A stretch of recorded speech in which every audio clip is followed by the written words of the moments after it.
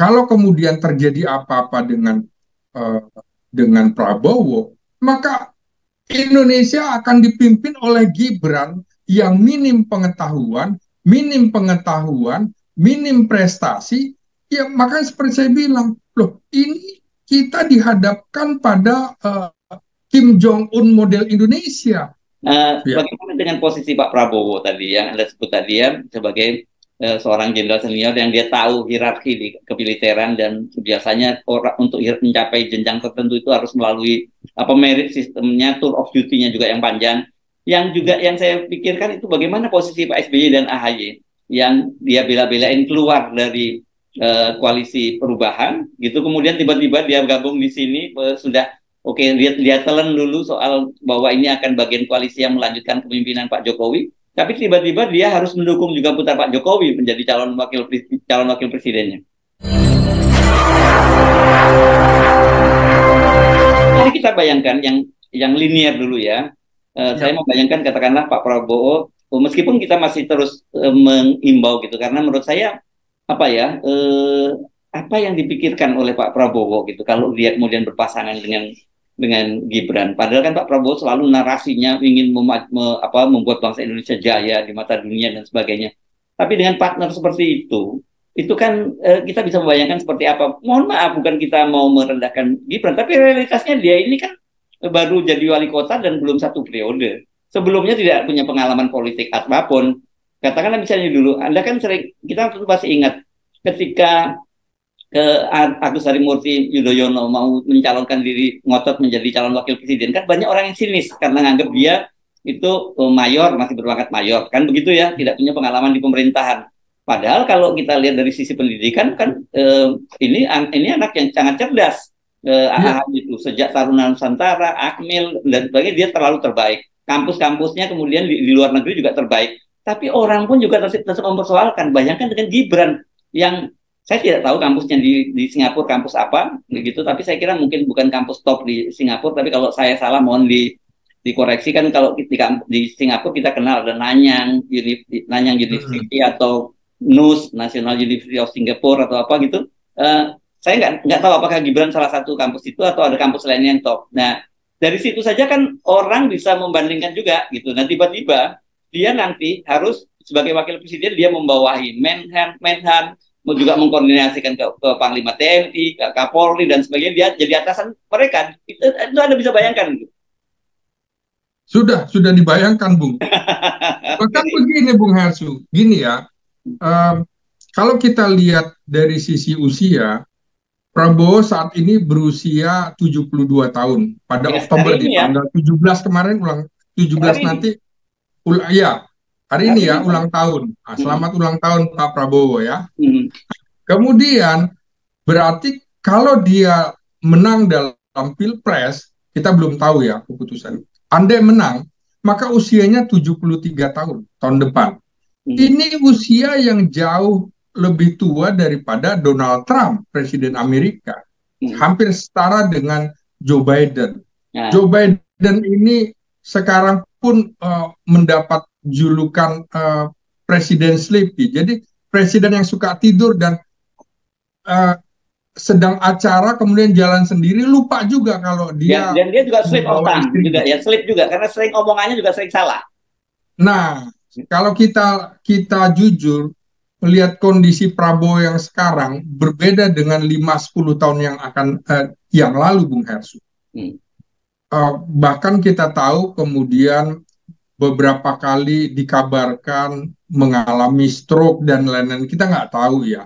Kemudian bicara ini, Bung, seharusnya kan wakil presiden itu kemampuannya setara dengan presiden. Kenapa? Karena bisa saja presiden mangkat. Hmm. Kita tidak mendoakan ya, tapi segala kemungkinan bisa terjadi. Hmm. Usia 73 tahun. Kalau kemudian terjadi apa-apa eh, dengan Prabowo, maka Indonesia akan dipimpin oleh Gibran yang minim pengetahuan, minim prestasi. Ya makanya seperti saya bilang, loh ini kita dihadapkan pada Kim Jong Un model Indonesia. Hmm. Berbahaya sekali Bung Hersu kalau ini sampai terjadi. Kemudian menjadi pertanyaan juga apakah kemudian Prabowo tidak membaca kemungkinan-kemungkinan itu di tengah jalan diganti oleh Gibran wakil presiden menjadi presiden. Saya kira juga mungkin ada hitung-hitungan dari Prabowo, tapi publik membacanya Prabowo tidak begitu peduli, yang penting dia menang Pilpres.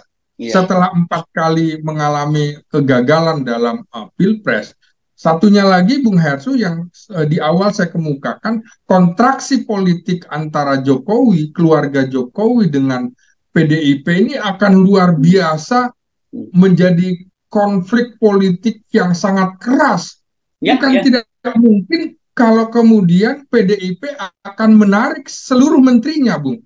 Hmm. Kita tahu PDIP sesungguhnya sudah menarik ini Gubernur Lemhanas, Andi Hmm. Wijayanto kan sudah mundur, Bung Hetsu, Hmm. karena masuk dalam tim Hmm. pemenangan Ganjar.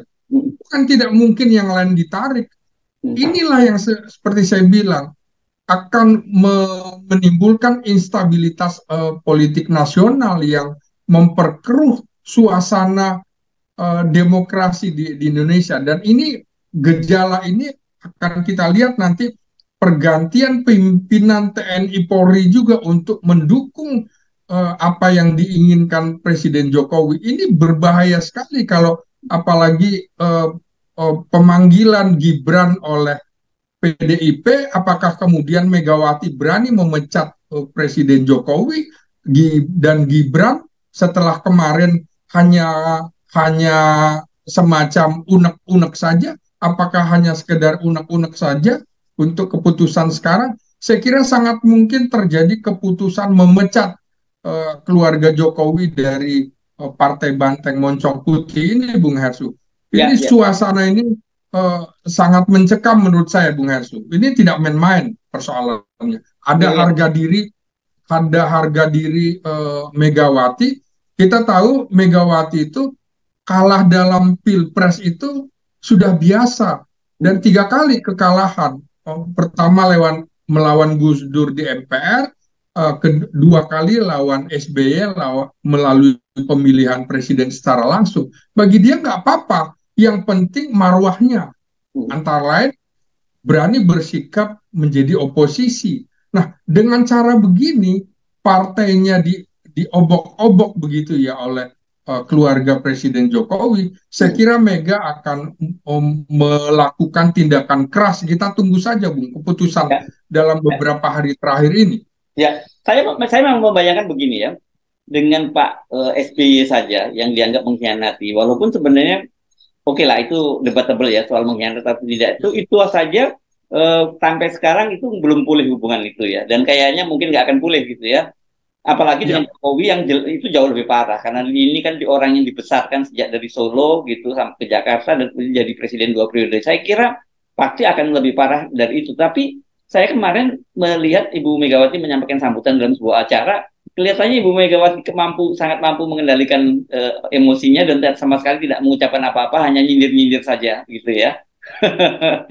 itu di panggung depan, Bung Hersu. Panggung depan ya.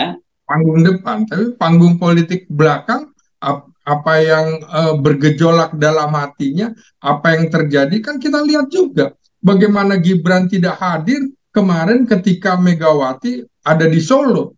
Apakah ini bukan Tidak bentuk Solo, Ibu semacam, Megawati tidak Solo, tapi virtual.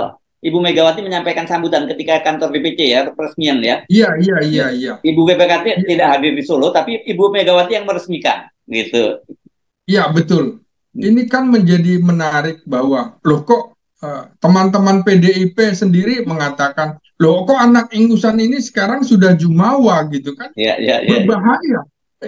Apa yang dikemukakan oleh politikus senior PDIP Pandana Baban, anak ingusan ini sekarang sudah berani menjawab kan begitu, Bung Hersu. Jadi sudah kelihatan betapa tidak bisa ditutupinya konflik antara PDIP dengan keluarga Jokowi, sudah tidak bisa ditutupi lagi, Bu. Komunikasi politik yang dibangun sudah dalam tanda petik sudah rusak.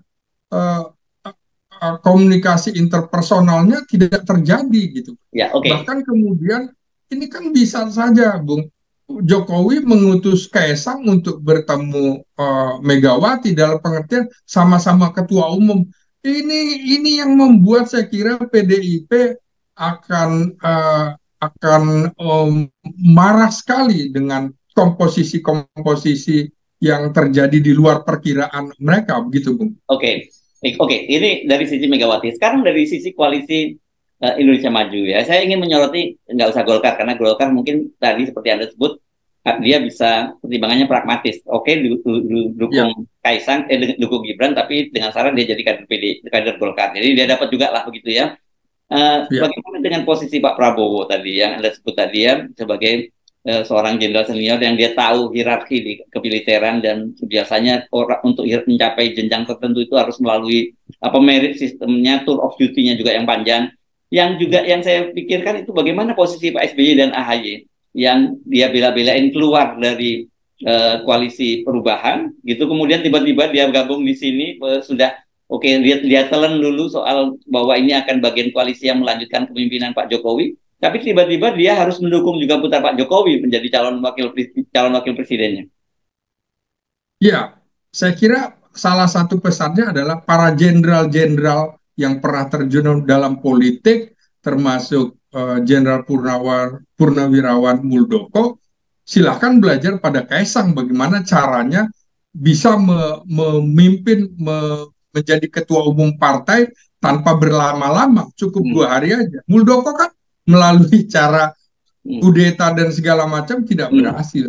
Sama dengan Jokowi ingin menunjukkan bahwa keluarganya lebih daripada presiden-presiden sebelumnya. Misalnya Megawati menjadi wakil presiden dalam usia 50-an, begitu ya, hampir 50 ya, sekitar itu ya. Tapi kemudian Gibran kemungkinannya bisa seperti itu. Artinya Presiden Jokowi cenderung ini, Bung, cenderung menjadi megalomania politik. Jadi merasa lebih daripada Soekarno, lebih daripada Soeharto, dan juga lebih dari termasuk SBY. Ini berbahaya. Jadi kita akan melihat apabila partai-partai misalnya menolak Gibran, misalnya, Bung, menolak Gibran, apa tidak mungkin Jokowi sendiri yang akan tampil menjadi wakil presiden dari Prabowo Subianto? Sangat mungkin, Bung Hersu, karena konstitusi tidak melarang. Yang melarang adalah presiden 3 periode, wakil presiden 3 periode, dan ini kan bukan. Jadi presiden kemudian turun menjadi wakil presiden seperti Putin, karena ada relasi kuasa di sini, di mana ada kontrak politik antara Jokowi dengan Prabowo, dan ini sangat mungkin terjadi.